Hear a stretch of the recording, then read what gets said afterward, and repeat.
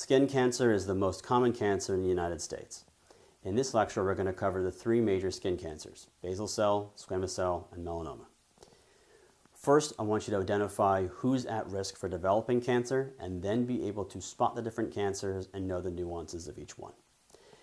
Realizing that the earlier you detect the cancer, the better they will do.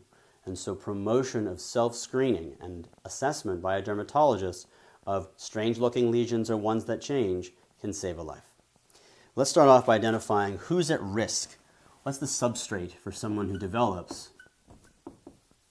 skin cancer? Well, it's all about the sun, right? And sunburns. The more sun exposure you get, the higher the risk of cancer. So there's going to be sun jobs. There's going to be sun areas or locations. And then there's going to be sun people. So sun jobs that put them at risk are going to be things like being in the Navy and on ships, or outdoor labor. Farmer, construction, and landscaping. Anything that puts the patient outside and exposed to the sun for long periods of time is going to increase the risk that they get burned. Sun areas are going to be the areas on the body that get exposed the most. So these are going to be the face and hands. But then also those areas that the people who are working outside get exposed, and that's going to be the back and shoulders. The sun hits your shoulders from all angles, front or back. And that's where a lot of sunburns occur because those are the areas that are exposed the most.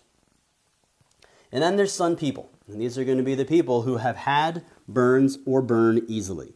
So if the ones who burn easily are fair-skinned and fair-haired. And those who have burned badly previously are at increased risk. And so since it's about sun exposure, if you want to avoid getting skin cancer, you need to avoid the sun. So the way you do that is by using wide brim hats, sunscreen, and avoidance of the sun. All right, this is skin cancer in general. Now let's talk about each individual one. We're going to start off with the one that's the least bad and work our way up. And that is basal cell carcinoma. As the name implies, it is a cancer of the basal layer. It will not metastasize, but it will locally invade. And the invasion can be pretty extreme. What it looks like is going to be described as a pearly lesion, and it's going to be on the sun-exposed areas. But it might also be described not as an ulcer, but as a lesion that fails to heal and bleeds easily. When you make the diagnosis of a skin cancer, there's a couple of options. And generally what you're trying to do is spare the patient cosmetic deformity while getting an accurate diagnosis. So what I want you to see is that this is going to be far more complicated than I'm going to tell you, but this is what you should walk away with unless you're going to be a dermatologist. For basal cell, you want a excisional biopsy. Excisional biopsies are ideal when the lesions are small and on a limb, that is not on the face. You can do an incisional biopsy where you leave the cancer there but just get a piece of it, especially if it's a large lesion that requires a big procedure to take out, or if it's on the face while you make sure. A punch will be on the test. It is the wrong answer for basal cell and squamous cell. The treatment of basal cell, because it does not metastasize, only locally invades, is to get it out. But again, you want to spare the patient's deformity, but be sure you've gotten the cancer. So if it's on the face, this is where you want to use Mohs surgery. If it's on a limb, and it's mild, that excisional biopsy is enough. Wide excision, give yourself some margins. But if it's on a limb and it's being really aggressive, this is where you may actually need to amputate the limb. Essentially, basal cell cancer, you just cut it out. Which way you cut it out is going to depend on how big it is and how aggressive it's acting. I spent a lot of time on that because squamous cell carcinoma has a lot of carryover. Squamous cell carcinoma, malignancy of keratinocytes. This can metastasize, but usually does not, but it does definitely locally invade. The lesion is going to be described in one of two ways. You're going to either have a very well-defined red papule, or it is going to be in the way of the Marjolin ulcer, an ulcer that heals and breaks down over and over and over again. But then we also try to sneak something in there, and that is if you're in a cancer question and you see the picture of someone's lip, if there is a lower lip hyperpigmentation,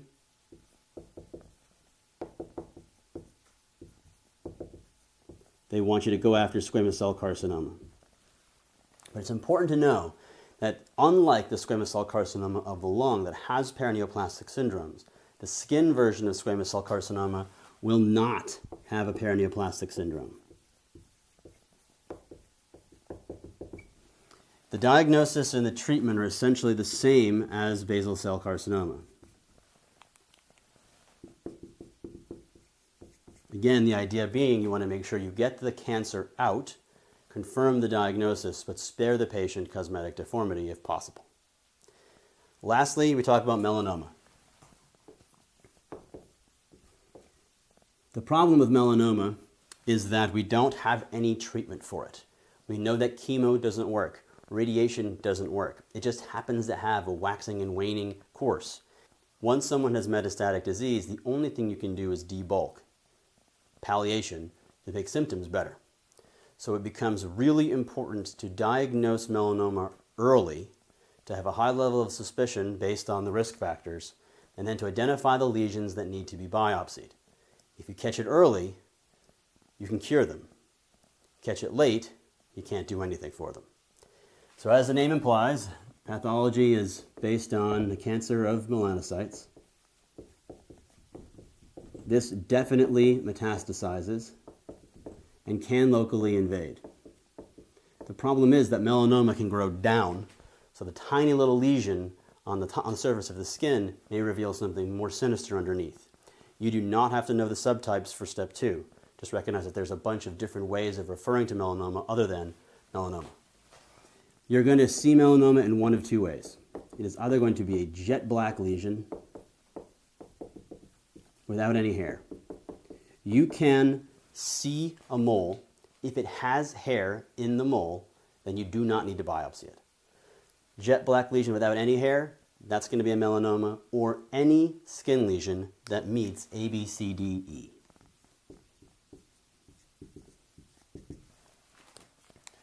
That is asymmetric, irregular borders,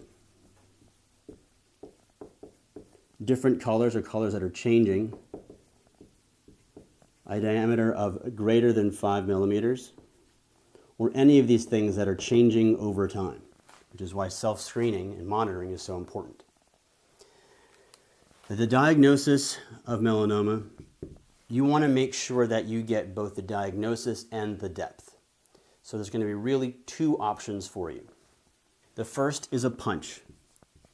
A punch biopsy gets good tissue right next to the bad tissue, and you can see how deep the bad tissue goes. You use this on large lesions and those of low suspicion. Those large lesions would be difficult to remove using an excisional biopsy, so punch becomes okay.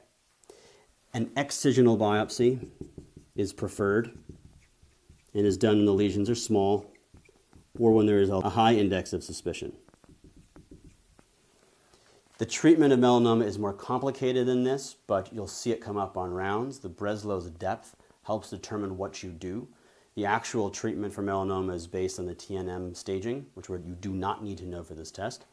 But the treatment basically is based on how deep the tumor went.